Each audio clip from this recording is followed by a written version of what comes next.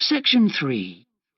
You will hear two anthropology students called Victor and Olivia discussing their joint presentation about a Norwegian explorer called Thor Heyerdahl. First, you have some time to look at questions 21 to 24.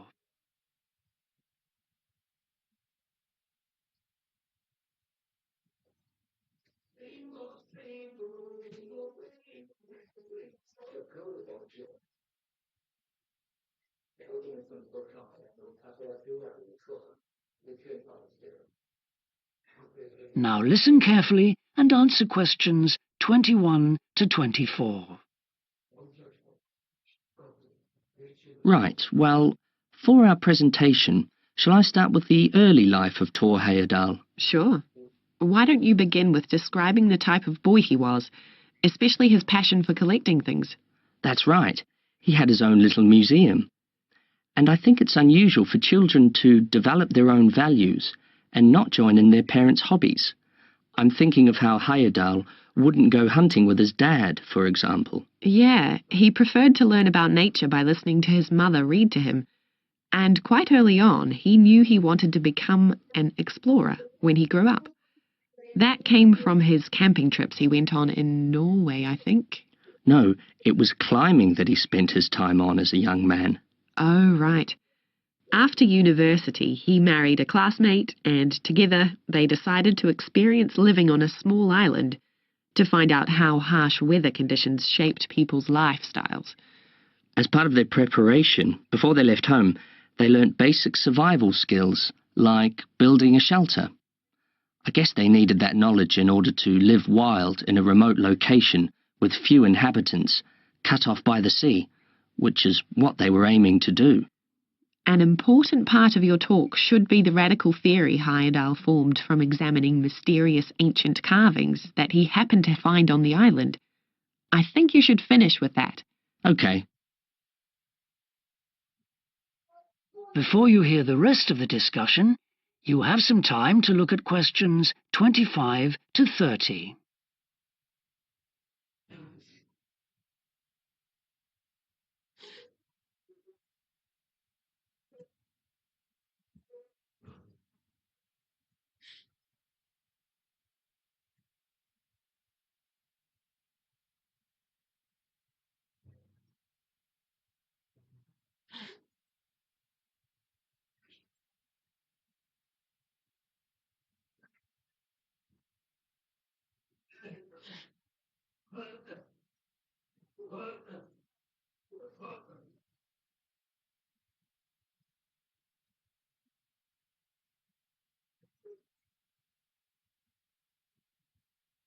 Now listen and answer questions 25 to 30.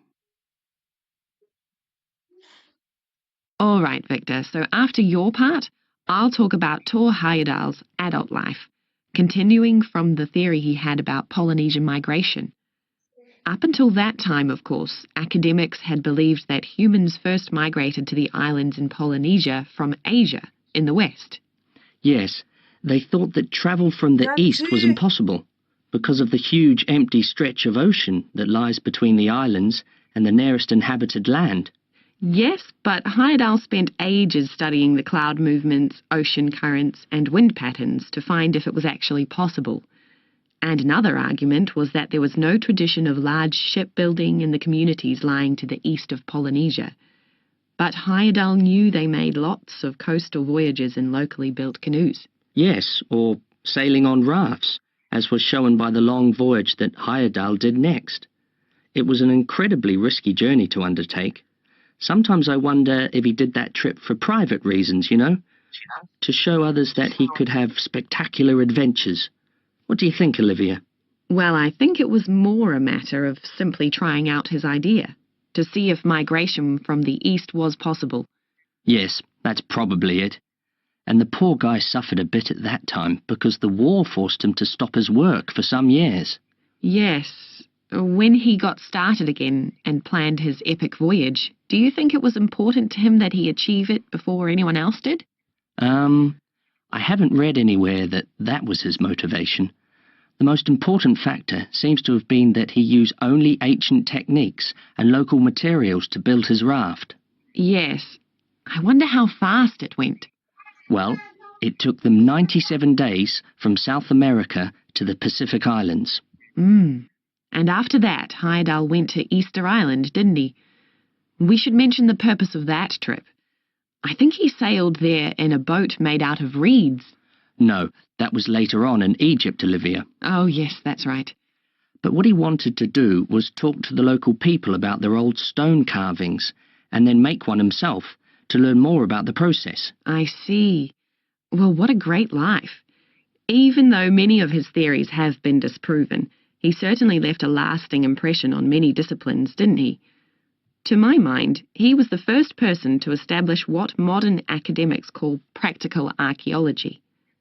I mean that they try to recreate something from the past today, like he did with his raft trip. It's unfortunate that his ideas about where Polynesians originated from have been completely discredited. Yes. Right, well, I'll prepare a PowerPoint slide at the end that acknowledges our sources.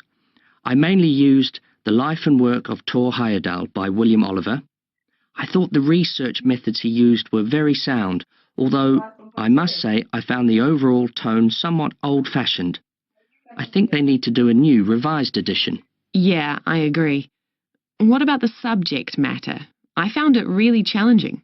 Well, it's a complex issue. I thought the book had lots of good points. What did you think of the illustration? That is the end of section 3. You now have half a minute to check your answers.